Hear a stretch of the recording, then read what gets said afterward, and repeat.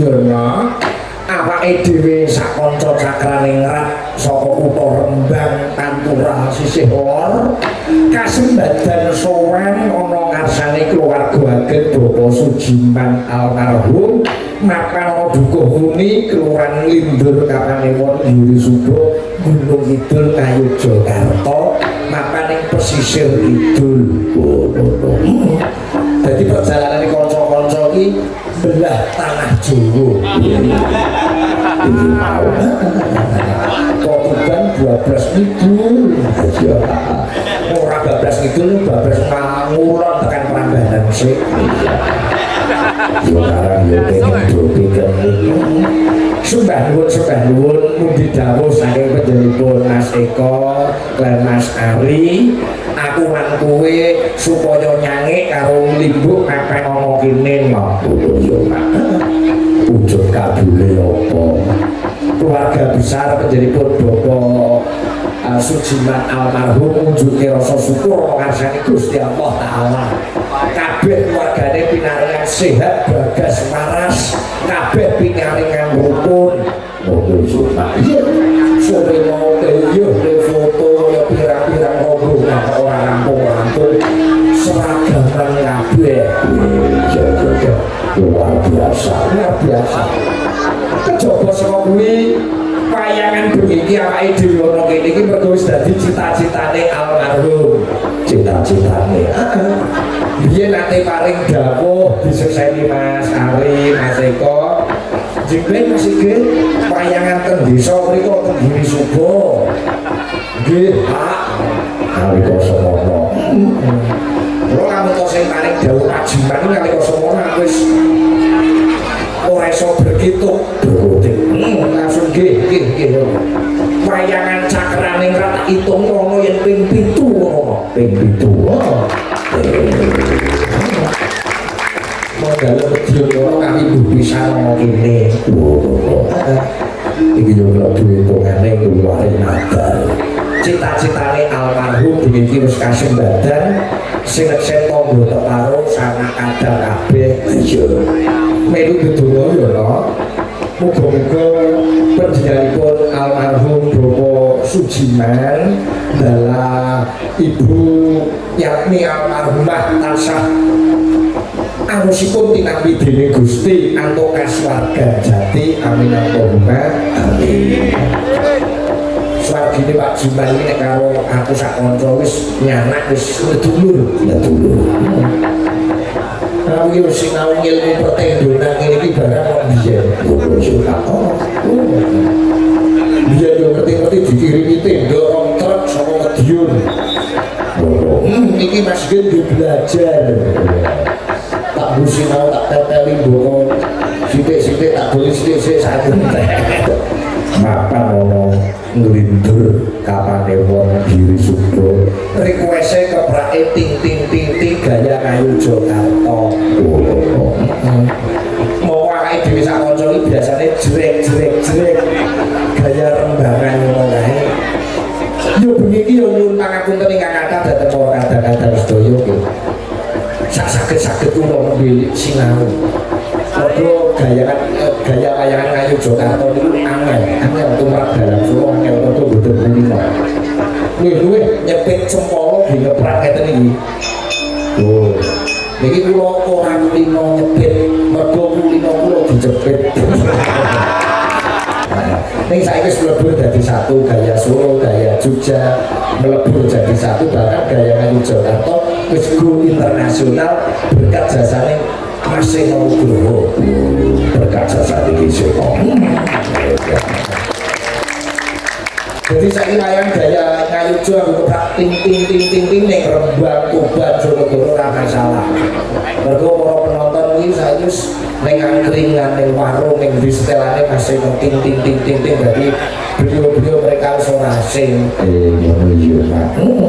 Bagus awake dhewe bagune yo sak iso-isone iki melu muji melu dedonga uga-uga keluarga Bapak Sujiman tansah manggih rahayu kali sing beda jinaku dening Gusti Allah taala amin Allahumma amin. Hasbunallahu wa ni'mal wakil.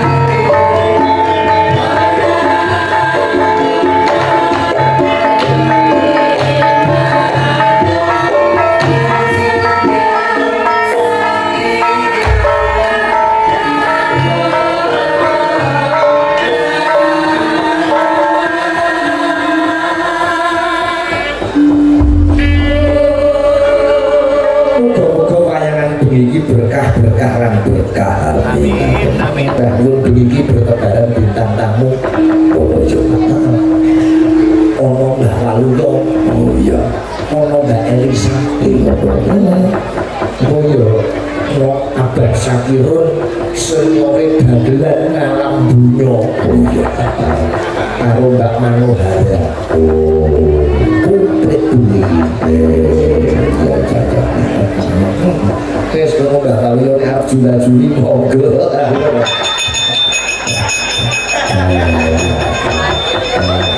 Yo nyuwun berkah Bapak yo karo Mbak Elisa sik mau aku kepisi serapat mau.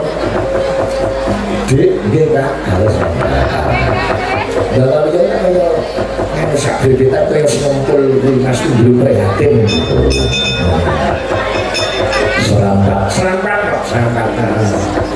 Serapat selindru sama aja oke tiwong monggo Mbak Malia kalian Mbak Elisa menjadi kita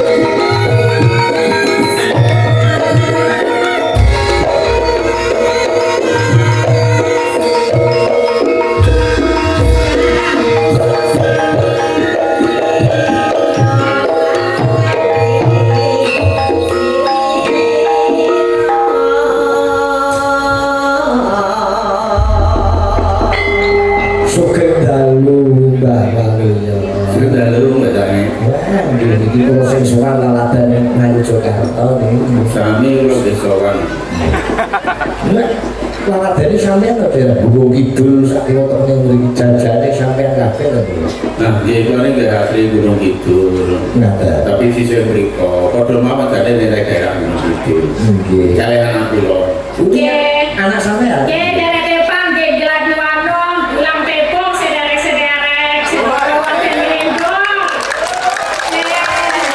Ola iki bapak kula nggih.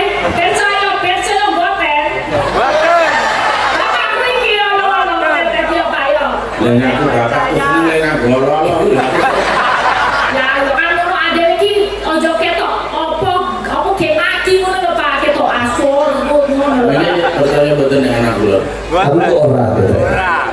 Jangan Pak nampun du silasno. Ya anak kula tak nilai kula iki mbok nene pun meton 3 sasi.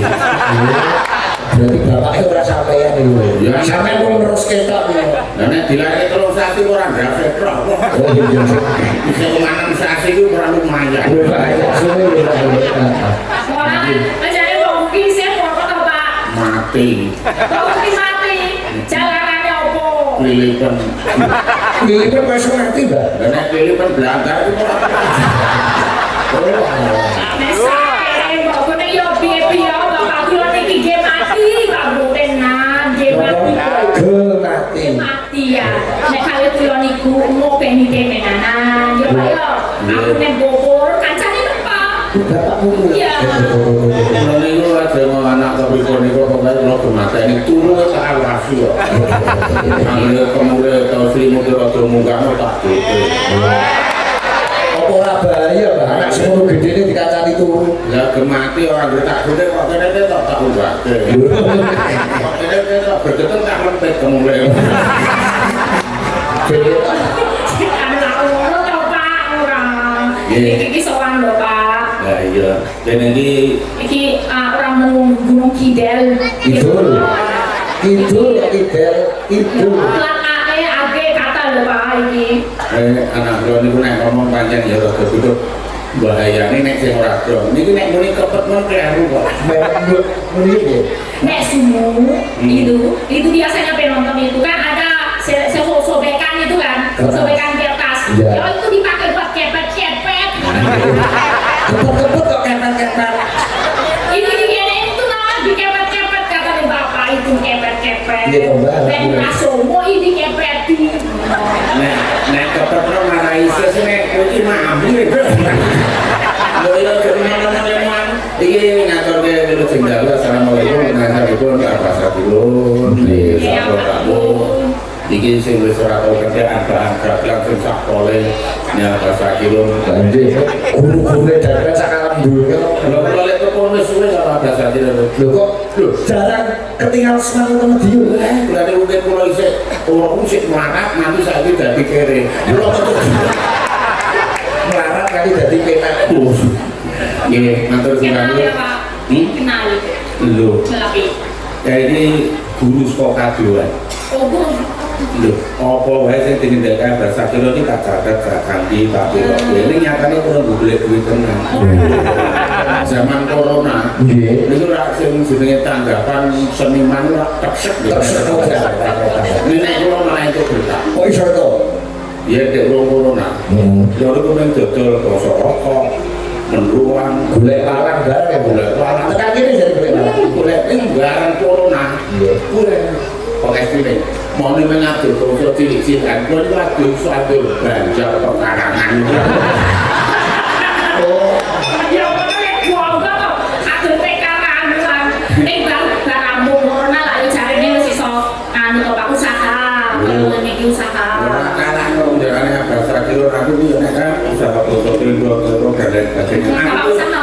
Aku ya pengusaha itu. Ya. Usaha kepirar urip pokoknya. Jare lho. golek cara rendang jadi dengap. Kegiatan bulan itu dia ya sok dodol apa nggih kayu glodongan jati Bakul kayu. Bakul kayu. nek gadean sakniki sedhuwur Wis bakul mebel. bakul godhong jadi kita iki dhuwur kayu Oh, tak yo saya muda saya bakul mebel jebule sak dure kayu godhong. nek kayu karo godhong dhuwur iki Godhong. nah aku iki saya dhuwur kalau regane murah ngene tak dhuwur Sesuk ganti yo ngene iki lho Pak. Apa dadi usaha Medan ngene iki. Wangun Mas Ari, Mas Dedi, Mas Eko. Wah, yo apik ini iki kahanane. aku tak takon aku Nggak usaha kaya ngene iki resikone gede resiko so upamane udah terus Nen. terus kene iki cocok kowe ngiyup ning ndi Yo yang bisa meja.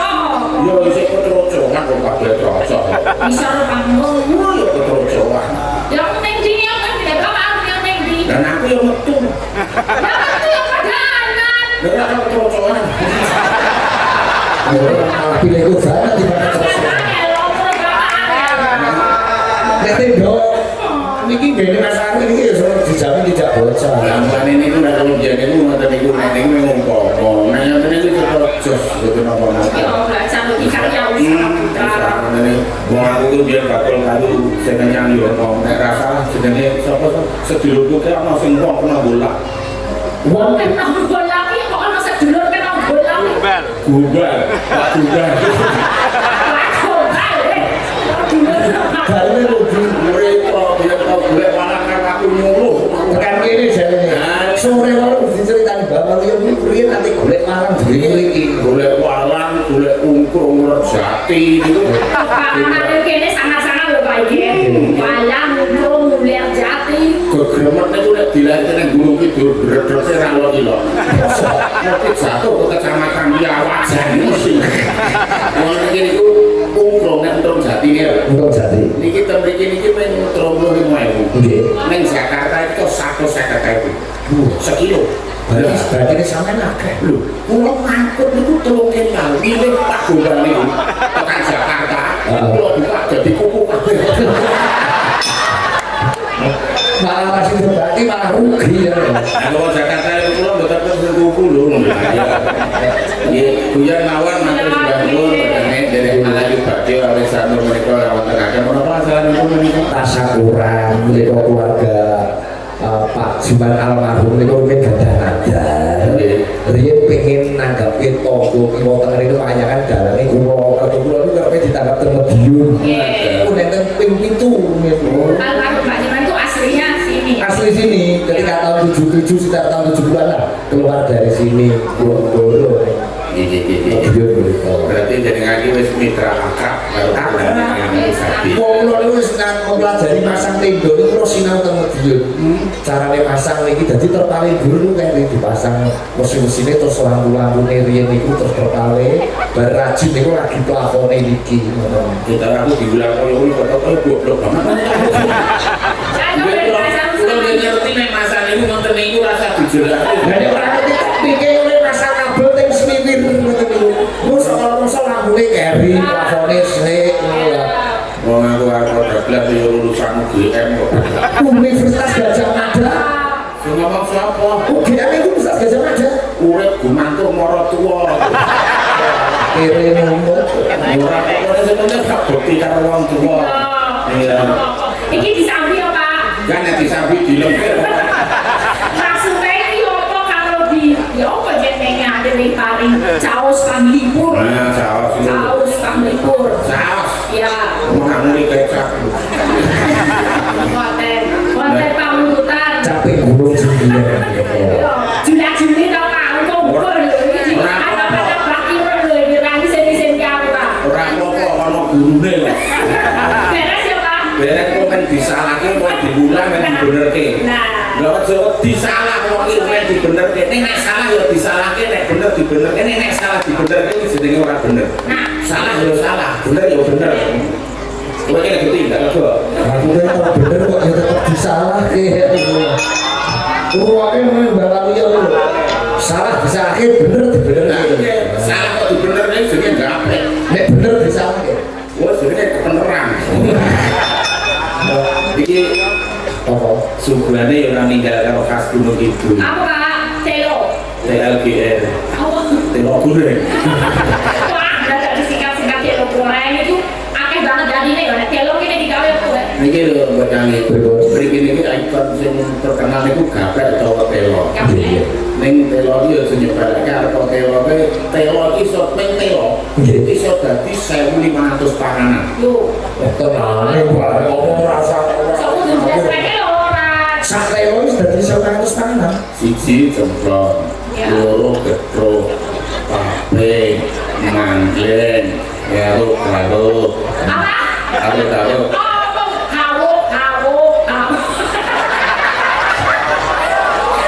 Bukan jenenge ya aku garpu kok. Lah nek timbul bedu jenenge Garpu.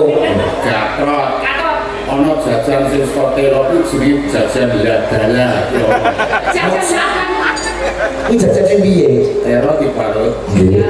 terus dikepel-kepel, dilangi kuwi nika terus disene gorengan direne kaya oseng-oseng, kaya lombok, tempe dikepel, terus naik gula sithik digoreng nggo wedangan karo maratuane nyoproti maratuane. Cendol, cowo, tapi dadakan. Ayo sing jenenge gawe-gawe iki ya kaya ngono kuwi. Tetap berusaha. Saben demi Kowe sing saben bengi aku wis ora saben bengi kok. arek kading ya. Jendek bapake dhewe.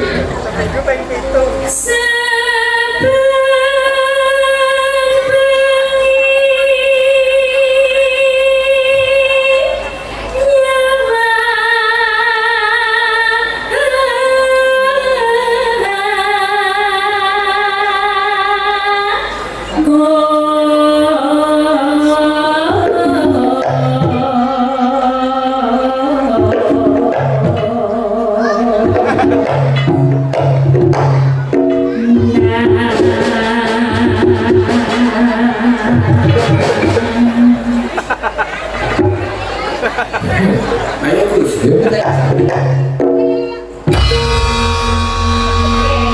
Nah iki pas. Gerakannya nanya kengge. Rancang-rancang kok angel. Gue gak ngerti iki baru operasi. Kasih apa? Kasih apa? Kukul. Operasi kukulnya yang kemaki. Kalau sungkul dioperasi bareng ya orang adi-adi banget. Nah, wong pengusaha iki sasaya sugih wae. Kukul iki ora nganggo nene-nene lho. Neng ndi?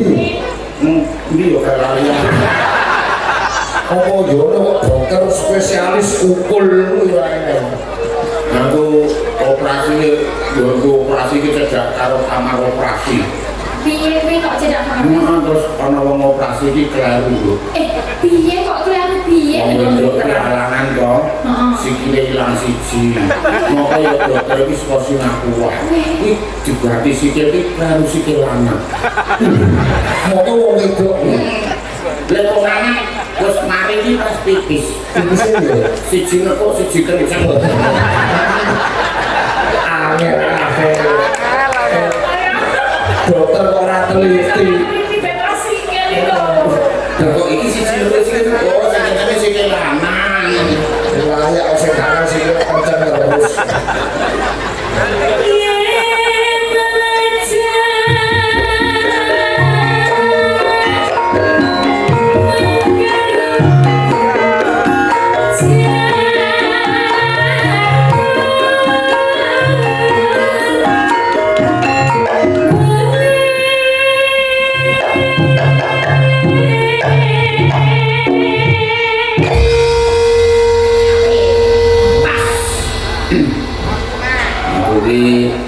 Jadi melu sakane kan ben songo bisa gawe teras aku mesti. Kaya aku loro biyen. Ya karo operasi kukul niku kula. Ya iso gawe teras. Lanang. Apa nanti dinte go bayar dokter operasi? Mboten operasi kukul yang bayane rumah sakit 500.000 wong tilik itu 11 juta. Kok pilih 11 kok iso cara piye? Kiat-kiat ini sing penting lho, nek aku mau operasi kukul itu 11 juta, aku tak operasi meneh. Aku mau operasi udun. Oleh-oleh untuk 20 juta. Dioperasi, aku mau nang rumah sakit 20 dino. Ora nang wong mabras.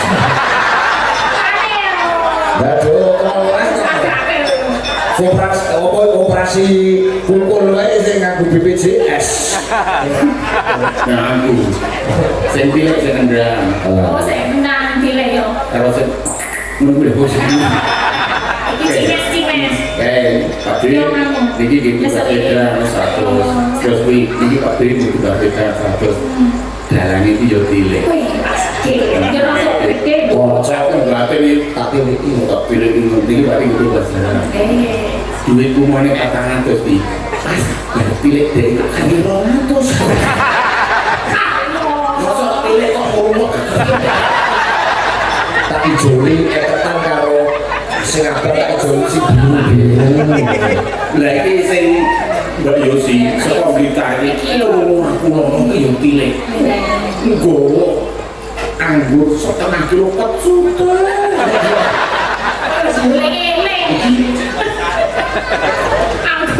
Yo sing enek pilih nggawa gedang tak pedak lho. Lho sampeyan ora ngerti, pilih wong loro aja diteri gedang. Kuwi kaya nyekake ngalap. Lho sampeyan ora percaya ya, Sia? Mulai Jawa Timur ngoten niku. Mulane Pilih wong loro aja diteri gedang. bareng nggowo anggur 1,5 kilo kecutan awake lho. Ki arep mulih iki gedang lho. Nang meja kok kurang sekeliwang ngomong Pak Deni iki jarane kok murah lho. Nek kula kita saged aku. Dadi anggur itu dijoli gedang seliran. Ayo ngono. Lah tujuannya ini gedang ora sampeyan tangan bablas ora piye disuruh.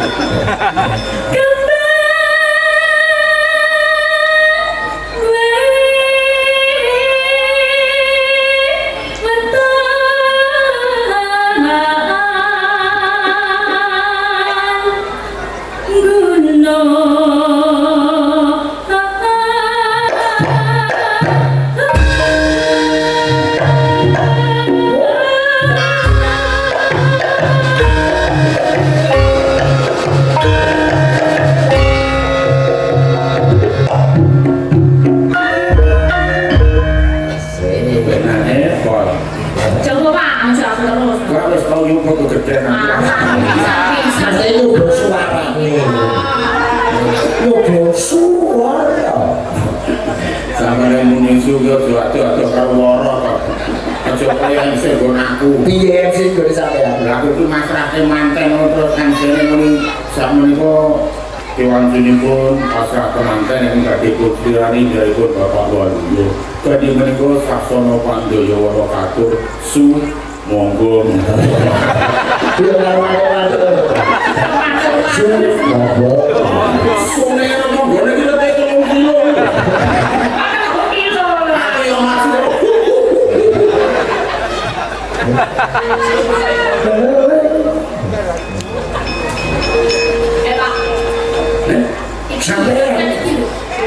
Sapitan. Kok sapitan. Rawu yo ora. Ayo, kasih tanya dulu.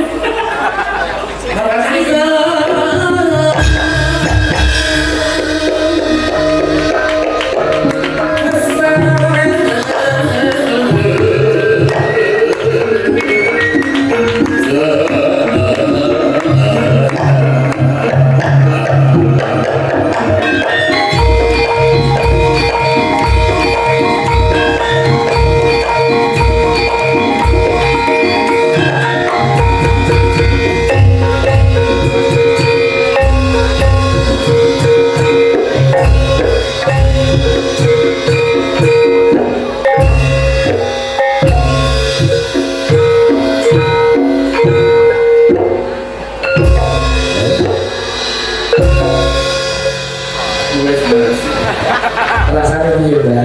Saya udah kepenak. Saya mau tatap aku enggak.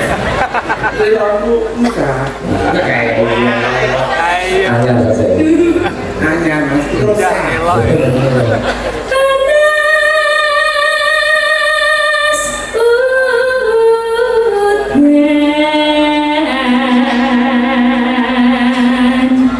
kalau maksudnya Hutan panas, beres kalian nanti. ale-ale, sampai gunung.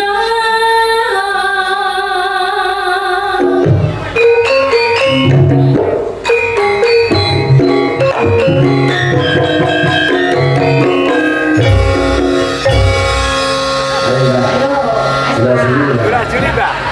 Nuwun sewu.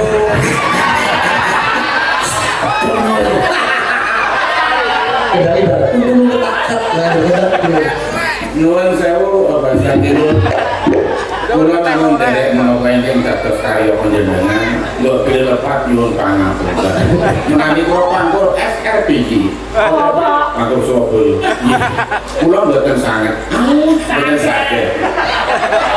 Jangan kok kan sujud kemon, parikan kemon ya bahasa. Biasanya. Ini request Mas Ami itu. Baik ya wes dadi anu kakek lorek. Ayo sore numpak motor ngapur, bojone trimo numpak sepeda motor. Nanti mereka bahasa kita. Dadi wong urip aja seneng tak kabur, luwih becik dulur yo sing andhap asor.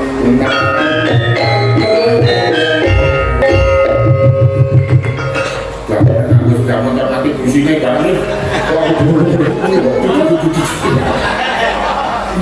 Nono bilane ku ya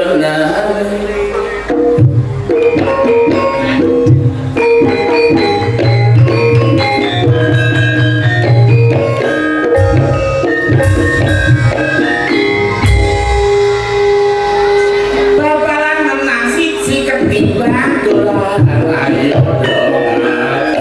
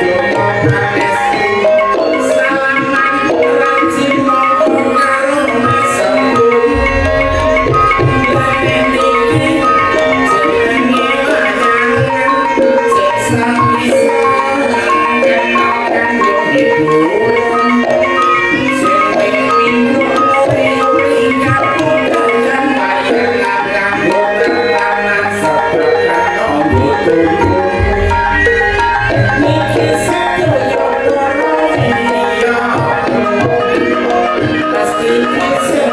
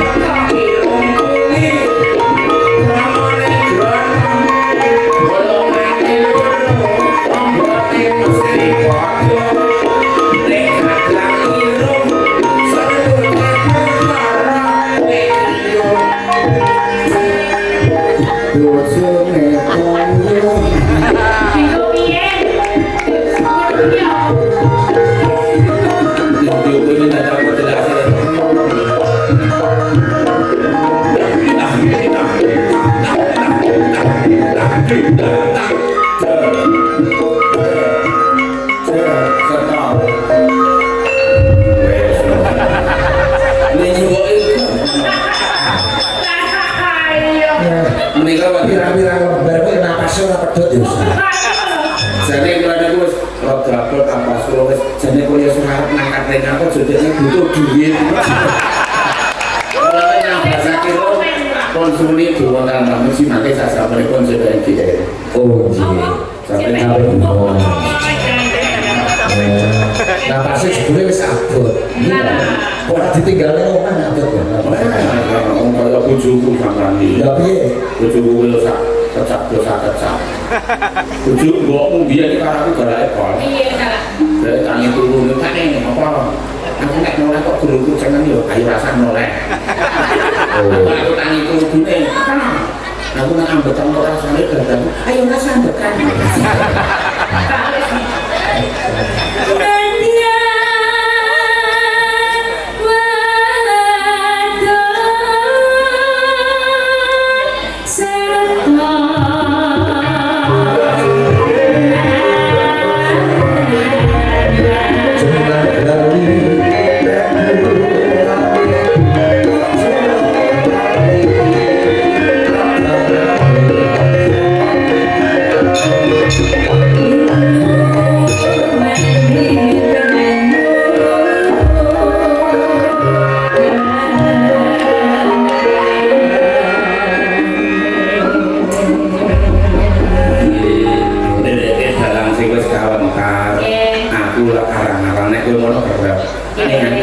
Hati-hati.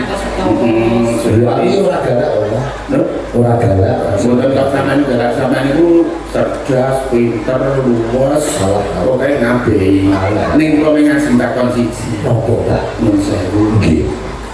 Tukang apa sing sok dulu linggis. Lalu duduk kubur. Murah. Yosor. Tukang apa? Duduk kubur kudu. Tukang cukur.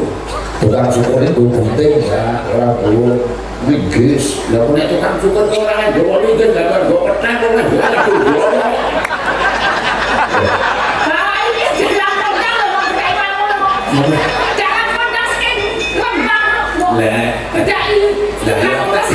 Sambung rapatnya curang-curang linggis itu apa? orang sambung rapatnya ini lah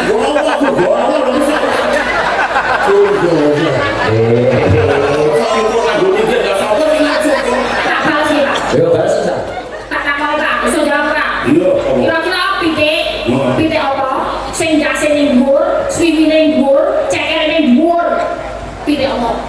Lurana, pitik kabur. Lah yo ana pitik makut. Lah apa?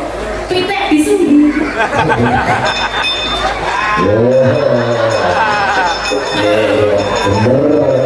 Bener salah.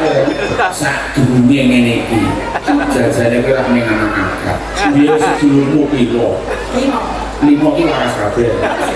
Ono sing penting siji. Sing nggo pitik. Yo sampai sekarang bisa naikin nanda. Orang sapi madep ngalor. Buntutnya tinggi. Nanti dulu. Jadi nek sapi ini madep ngulon. Buntutnya tinggi.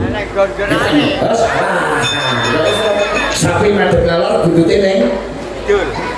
Etan. Idul. Oh, nang idul. Bener. Sapi madep ngalor. Buntutnya Idul. bener. Nek sapi madep ngulon. Buntutnya Etan. Ya iso. buntutnya tetep ning idul.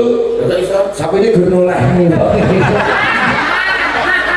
Noleh tak buntutnya aja. Noleh apa? Noleh tak noleh sing tukang cukur go linggis niku. Sampe ora ngomongnya gejan lho. Heeh. Gejan siliran isine 10. Heeh. Nek dipangan 5 itu piro? Yo sing 5. 10 dikurangi 5. 5. Isih butuh. Matematikane piye to sampe? Tapi kan gedang 10 nek dipangan 5. Nah, tidak ora dipangan tuh nek dipangan ora. Oh, gurnek to. Nek iki didhisik-isik.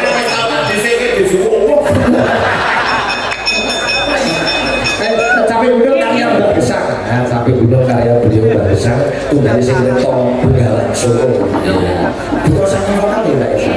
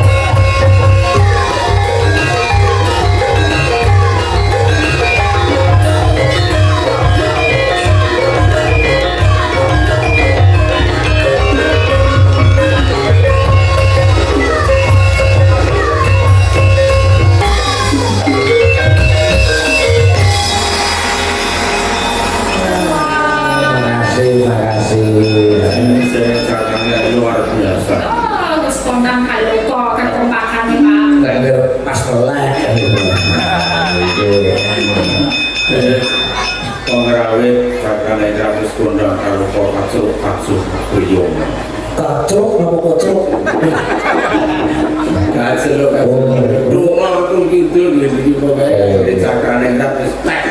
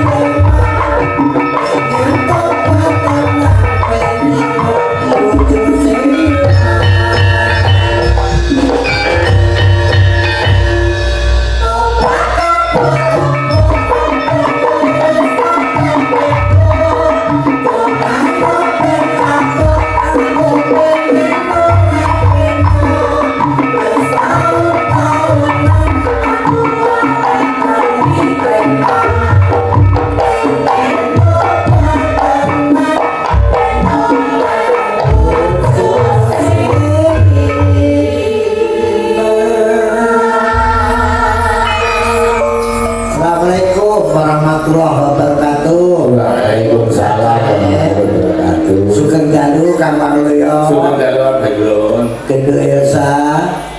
Aku tak ning kene ben nek bedane. Beda niku Mbak. Ndi sing bayaran karo ora. Ana kaya tanggapan. Mesti dulur-dulur mriki mesti kaget.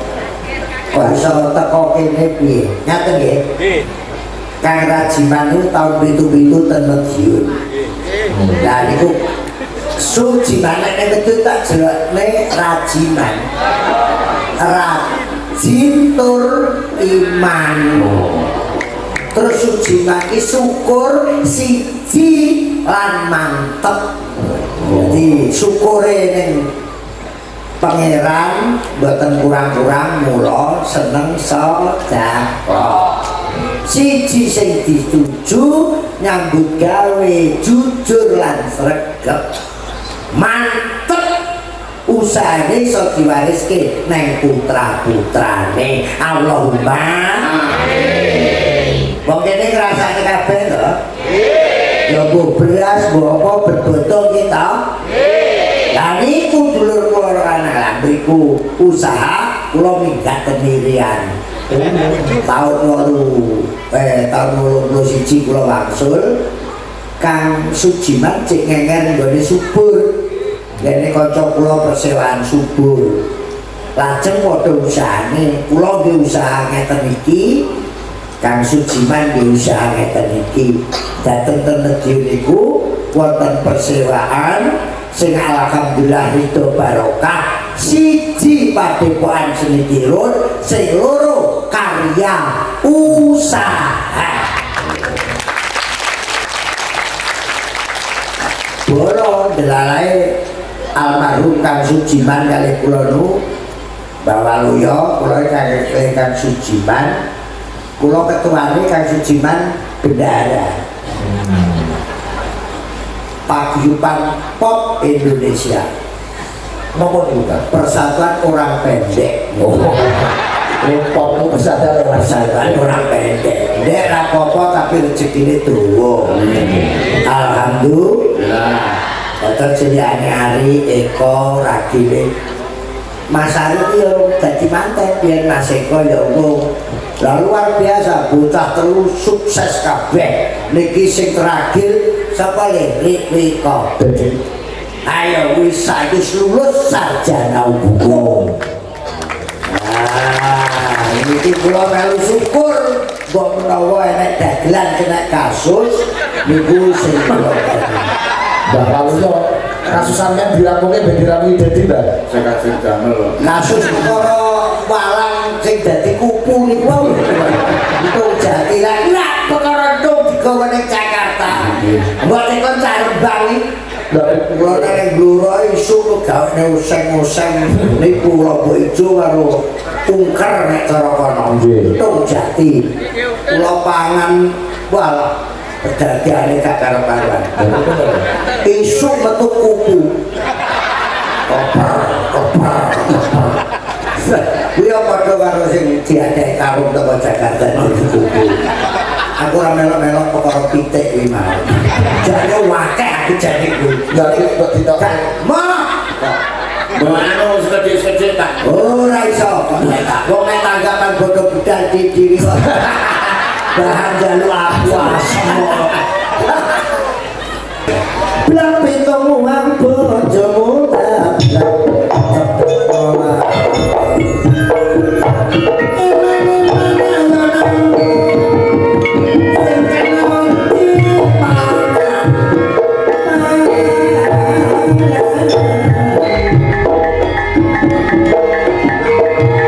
Para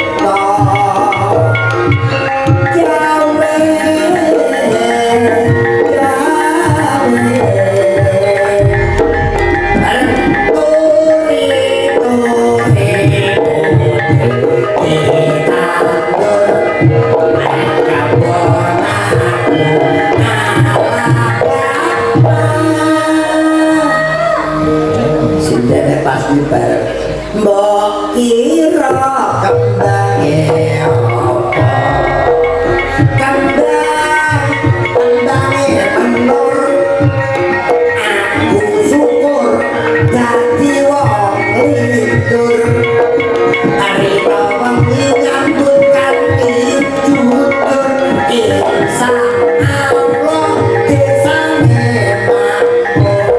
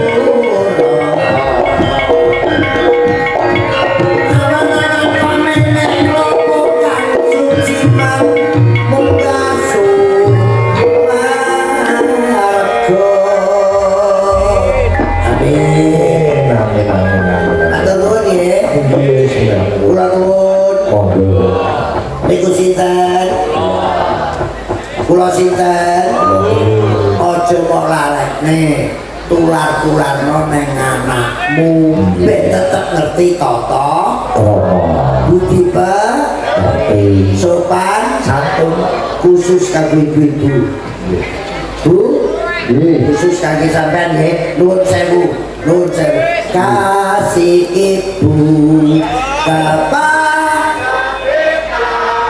tak tertinggal hanya memberi bagai sang surya matur nuwun Kang Waluyo Du Elisa terus nih Mas Sikit kayaknya terus monggo Assalamualaikum warahmatullahi wabarakatuh. Alhamdulillah mau kami manu ya mau gitu jadi saya ini presiden sak dulu presiden cilik saya ini ini soal sedayu batul nenekku ini, nenekku pengen derek jadi, oke. Ini masih kita dulu kayu. Benaknya bisa benaknya ora. Oh iya. Perkenalan dulu no. Kenal namanya siapa? Ada bahasa Jawa saja. Asmane sinten? Namanya Dira. Ya kelas pindah. Dira, barang tuh ini Dira terus kalian utang sepeda motor. Kelas pindah di sekolah tuh? Sekolah. Kelas pindah.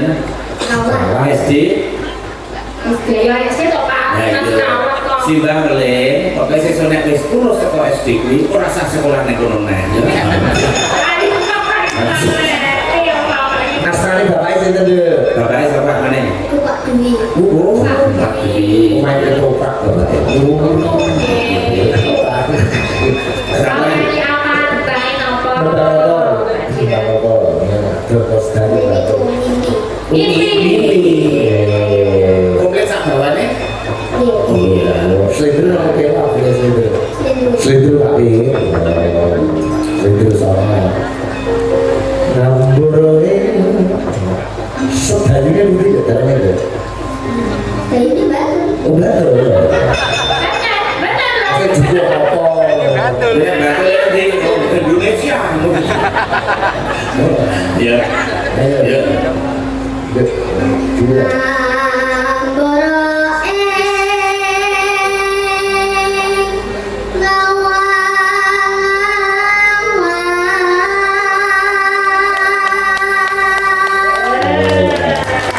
Kecil-kecil sih kabeh balik.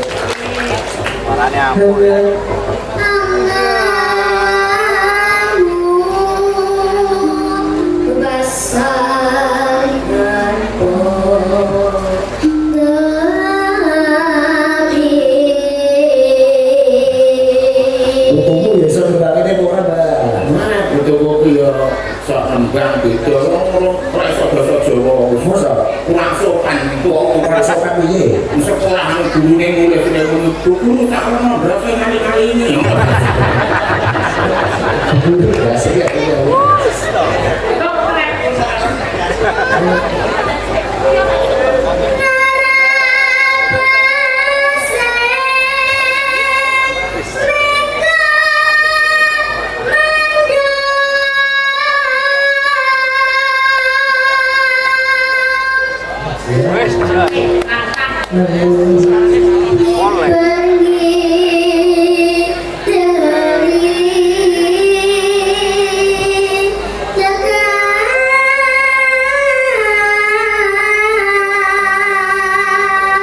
Cita-citanya pengen jadi apa Dira?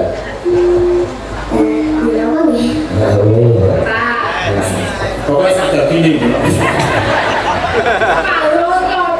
Sing penting iki iso makarya bekti karo wong tuwa. Jadi orang sukses. Iya.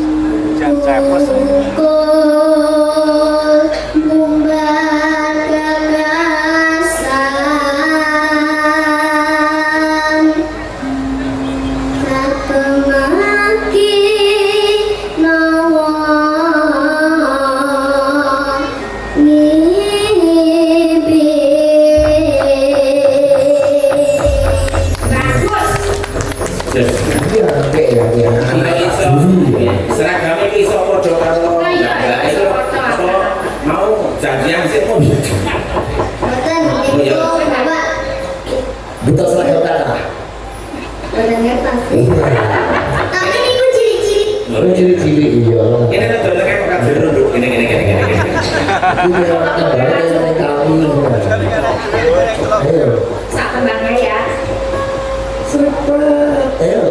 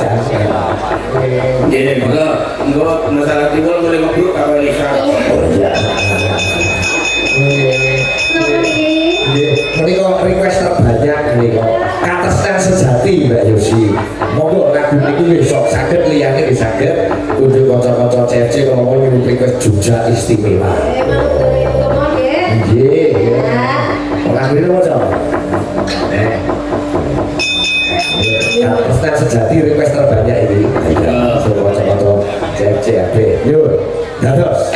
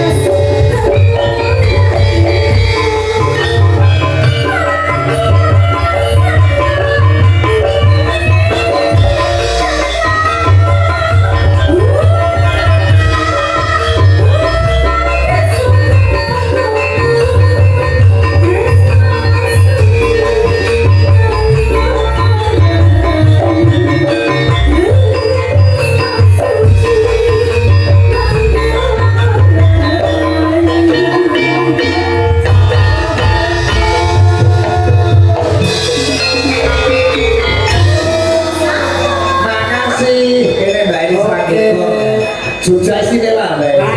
Mas Sigit, Sinten mereka? Dalam kula kali lungguh ten mriki. Oh, bilangnya Kula wau bekto kas Madiun brem karo sambel. Oh Mbak. Ingkang pikantuk sinden.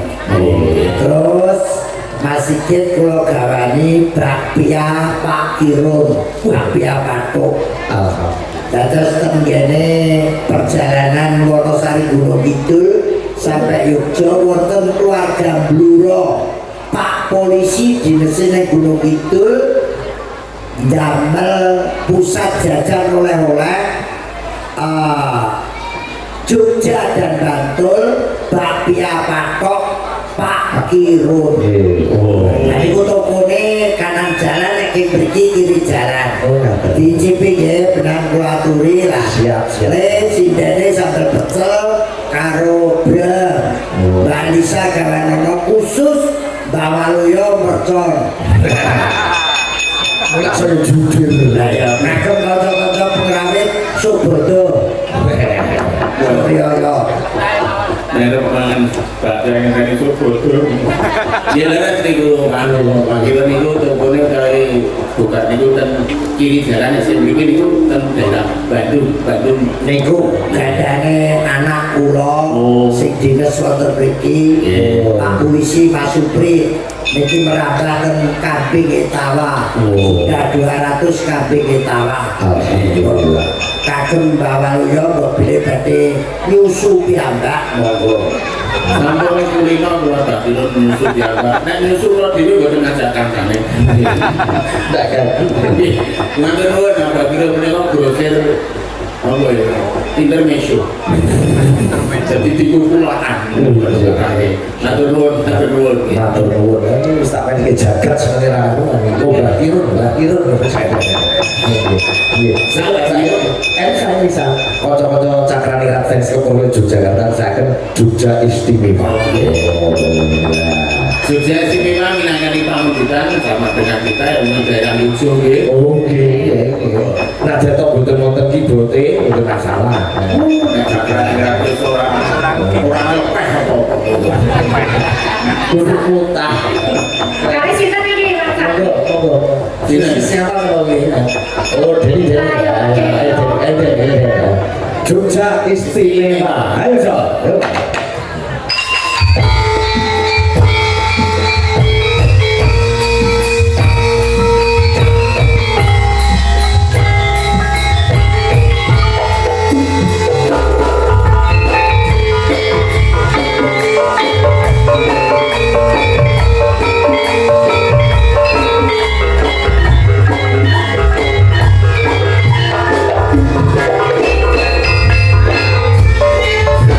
Thank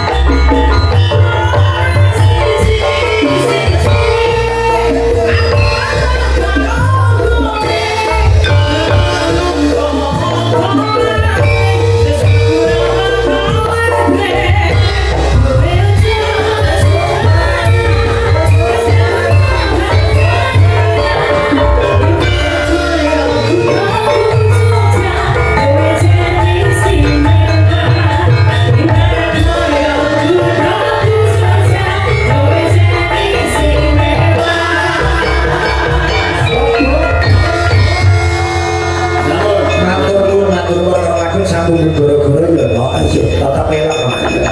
Sampai sesaji nggak nomor duka tak derek Mas.